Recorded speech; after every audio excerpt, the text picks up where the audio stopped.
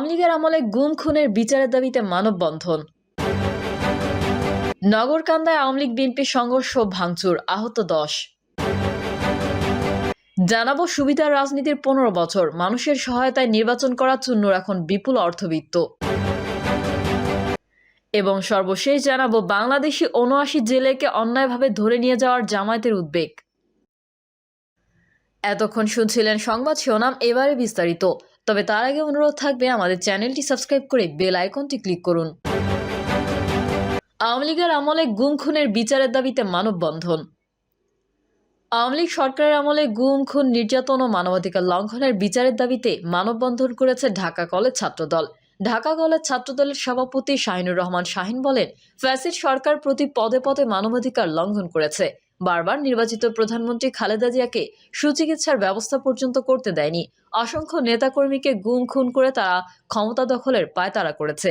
এখন সময় এসেছে মানবাধিকার প্রতিষ্ঠায় সোচ্চার হওয়া। এজন্য ছাত্র সমাজকে এগিয়ে আসতে হবে। জুলাই আগস্টের অভ্যুত্থানে মানবাধিকারের সর্বোচ্চ লঙ্ঘন হয়েছে। খুনি হাসিনাকে ভারত থেকে দেশে ফিরিয়ে এনে বিচারের মুখোমুখি করার দাবি জানাচ্ছি। সাধারণ সম্পাদক মৃধা জুলহাস বলেন, স্বৈরাচারী আওয়ামী লীগের আমলে বাংলাদেশে অসংখ্য মানুষ গুম খুনের শিকার হয়েছে। আমরা মানবাধিকার সমুন্নত একটি বাংলাদেশ দেখতে চাই। তারেক রহমানের আগামীর বাংলাদেশ দেখতে চাই। নগরকান্দায় আওয়ামী লীগ বিএনপি সংঘর্ষ, ভাঙচুর, আহত 10। আধিপত্য বিস্তার নিয়ে ফরিদপুরের নগরকান্দায় আওয়ামী লীগ ও বিএনপি সমর্থকদের মধ্যে দফায় দফায় সংঘর্ষের ঘটনা ঘটেছে। এতে উভয় পক্ষের অন্তত 10 জন আহত হয়েছেন। সংঘর্ষের সময় ভাঙচুর ও লুটপাট করা হয়েছে অন্তত 30টি বসতবাড়ি ও ব্যবসা প্রতিষ্ঠান।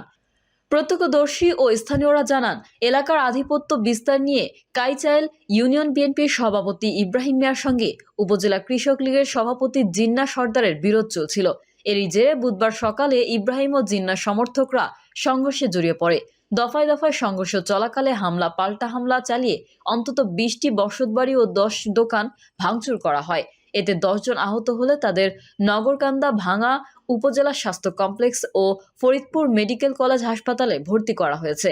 কাইচাল ইউনিয়ন বিএনপির সভাপতি ইব্রাহিম মিয়া বলেন, তুচ্ছ ঘটনা নিয়ে মঙ্গলবার সন্ধ্যায় মাদ্রাসা বাজারে আমার ও জিন্না সর্দারের সমর্থকদের মধ্যে কথা কাটাকাটি হয়। পরে জিন্নার শতাধিক সমর্থক দেশীয় অস্ত্র নিয়ে মাদ্রাসা বাজারে এসে আমাদের প্রায় 10টি দোকান ভাঙচুর ও লুটপাট করে। এ সময় আমার লোকজন পাল্টা হামলা চালালে সংঘর্ষ শুরু হয়। খবর পেয়ে পুলিশ ঘটনাস্থলে এলে পরিস্থিতি নিয়ন্ত্রণে নেয়। কিন্তু পরদিন বুধবার সকালে আবারও জিন্নার সমর্থকরা দেশীয় অস্ত্র নিয়ে আমাদের লোকজনের ওপর হামলা চালান। তখন আমার লোকজন পাল্টা হামলা চালালে তারা পালিয়ে যান। এ সময় উত্তেজিত লোকজন কয়েকটি বাড়ি ভাঙচুর করে, তবে কোনো লুটপাট হয়নি।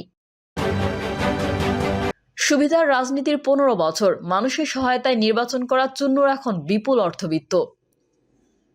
কিশোরগঞ্জের করিমগঞ্জ ও তাড়াইলে প্রায় 38 বছর ক্ষমতার কেন্দ্রবিন্দুতে ছিলেন জাতীয় পার্টির মহাসচিব অ্যাডভোকেট মুজিবুল হক চুন্নু। এমপি থেকে মন্ত্রী সবই হয়েছেন, তবে স্বৈরাচার শেখ হাসিনার সঙ্গে তার সখ্য এনে দিয়েছে পার্টির মহাসচিব পদসহ বিপুল অর্থবিত্ত। অভিযোগ রয়েছে, আওয়ামী লীগ সরকারের 15 বছরের শাসন আমলে বদলি, নিয়োগ বাণিজ্য সহ নানা দুর্নীতি ও ক্ষমতার অপব্যবহারের মাধ্যমে ঢাকা ও নিজ এলাকায় হাজার কোটি টাকার স্থাবর ও অস্থাবর সম্পদের মালিক হয়েছেন চুন্নু। কানাডা, দুবাই ও মালয়েশিয়ায় অর্থ পাচার করে তিনি গড়ে তুলেছেন নিজস্ব অনেক ব্যবসা প্রতিষ্ঠান। 2001 সালে মুজিবুল হক চুন্নু নির্বাচন করেছিলেন। মানুষের টাকায় নিজেকে অসহায় দাবি করে ভোট চাওয়ার পাশাপাশি মানুষের কাছে টাকা চাইতেন। গণসংযোগের সময় গলায় সুতা ঝুলিয়ে রাখতেন। মানুষ সেখানে 2 টাকার নোট থেকে শুরু করে 100 টাকার ও 500 টাকার নোট গেঁথে দিতেন। এমপির দাপট নিয়ে তার আত্মীয় স্বজনরাও টাকা কামিয়েছেন 2 হাতে। ভাই ভাতিজারা নিয়ন্ত্রণ করেছে এলাকার সবকিছু। সব ধরনের ডিলারশিপ সহ সরকারি সুযোগ সুবিধা তারাই ভাগবটোয়ারা করে নিয়েছেন। তাদেরই পকেটের লোকজন পেয়েছেন নানা সুবিধা। যাবতীয় অপকর্ম ভাগবাটোয়ারা তার মামাতো ভাই ব্যক্তিগত সহকারী বাবলুর মাধ্যমে সমন্বয় করতেন চুন্নু। মুজিবুল হক চুন্নুর কূটকৌশলে বারবার ধরাশয়ী হয়েছে করিমগঞ্জ, তাড়াইলের আওয়ামী লীগও। দলের বিভক্তি তৈরি করে 2 হাতে ফায়দা লুটেছেন তিনি। বিএনপির একটি অংশের সঙ্গেও ছিল চুন্নুর গভীর সখ্য। নরমে গরমে কিংবা সুবিধা দিয়ে বশ করে রেখেছিলেন সবাইকে। এক কথায় করিমগঞ্জ ও তাড়াইল উপজেলা নিয়ে গঠিত কিশোরগঞ্জ 3 আসনে মুজিবুল হক চুন্নু ছিলেন অপরিণত এক নাম। তার সমকক্ষ বা তাকে চ্যালেঞ্জ করার কেউ ছিল না। জাপার মহাসচিবের হলফনামায় দেওয়া হিসাব মতে গত 15 বছরে তার নগদ ও ব্যাংকে জমা টাকার পরিমাণ বেড়েছে 37 গুণ। তবে চুন্নুর প্রতিপক্ষ শিবিরের অভিযোগ, হলফনামায় তার সহায় সম্পত্তির 1% দেখানো হয়নি। তাদের দাবি, 2008 সালের পর থেকে তিনি অবৈধভাবে অন্তত 20,000 কোটি টাকার মালিক হয়েছেন। একটি সূত্র জানিয়েছে, কানাডায় রয়েছে তার 4টি আলিশান বাড়ি। এছাড়া মালয়েশিয়ায় রয়েছে একাধিক বাড়ি, ব্যবসা প্রতিষ্ঠান। ভোট চুরি নিয়ে অভিষেক 1986 সালে তৃতীয় জাতীয় সংসদ নির্বাচনের মাধ্যমে স্থানীয় রাজনীতিতে অভিষেক হয় মুজিবুল হক চুন্নুর। তৎকালীন কিশোরগঞ্জ 4 আসন থেকে জাতীয় পার্টির প্রার্থী হিসেবে এমপি হন তিনি। তবে ওই নির্বাচনে তার বিরুদ্ধে ব্যাপক ভোট চুরির অভিযোগ আছে। নিজ এলাকা তারাইলে ভোট চুরি করতে গিয়ে গণপিটুনিতে নিহত হন তার ছোট ভাই শফিকুল ইসলাম। এরপরেও নির্বাচনে তাকে জয়ী ঘোষণা করা হয়। এই নির্বাচনে জাতীয় পার্টি 153টি আসনে জয় পায়। আওয়ামী লীগ পেয়েছিল 76টি আসন। তবে বিএনপি নির্বাচনে অংশ নেয়নি। 2 বছর পর 1988 সালে চতুর্থ জাতীয় সংসদ নির্বাচন অনুষ্ঠিত হয়। ওই নির্বাচন আওয়ামী লীগ, বিএনপি সহ প্রধান বিরোধী দলগুলো অংশ নেয়নি।